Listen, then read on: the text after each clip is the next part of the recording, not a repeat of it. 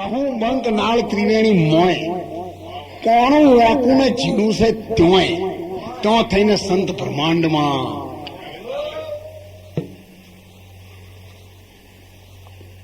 ત્રિવેણીમાં વસે છે એક સુરતી, એની છે તમારા જેવી, અને એને ઓળખશો તો કોમ થશે સિદ્ધ પૂર્તિ.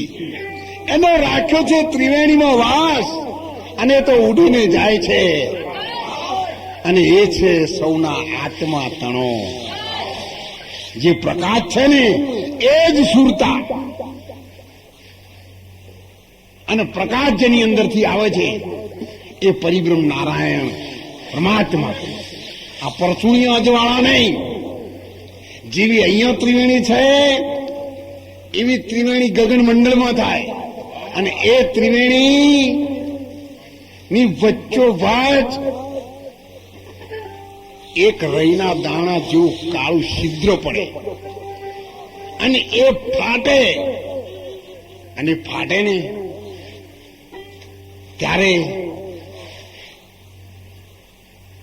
સંતોના શાસ્ત્રોએ એના તો એટલું બધું વખાણ કર્યું છે. કોટ ભાનવો શર્મા જાવે એસા નૂર કુછ ભર્યા. કરોડો સૂર્ય શરમાઈ જાય ને એટલો પ્રકાશના બિંબકાર છૂટવા લાગ્યા છે, અને એના અજવાળે તમે આત્મા શોધો, ભેદ જડવું ઘડકો, તારા કરનારાને ઓળખો, પારખનારાને પરખો. રોમ કોણે બનાવ્યો પવન નીલખંડા કોઈ આ તુલસીદાસ મહારાજે તુલસી કહે તમે ચેતન ભજી લો તો જખ મારેગા ઓલ્યા. જો જમણાને જખ મરાવાનો વિચાર આવે ને તો આ દેહમાં ચેતન પ્રાણ છે, એને ઓળખી લેજો, એને ભજી લેજો. સુધરેલી ભાષામાં ગીતામાં કહ્યું છે કે અર્જુન 8મા અધ્યાયમાં અર્જુન પોતાના પ્રાણને વિશ્વના પ્રાણમાં હોમે છે, અને વિશ્વના પ્રાણને પોતાનામાં અપાન કરીને એવા બ્રહ્મપદને સનાતન પદને પામે છે કે જ્યાં ગયા પછી આ જીવને 184 યોનિમાં આવવું પડતું નથી.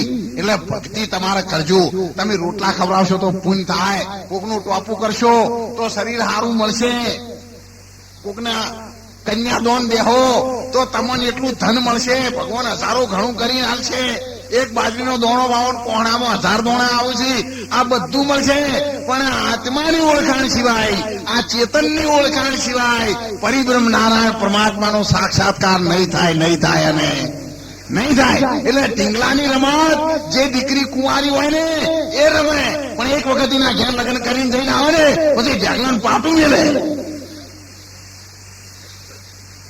અને ત્યારે સંતોએ કહ્યું છે, અરે મારી સુરતા સોહાગણ, અરે મારી સુરતા સોહાગણ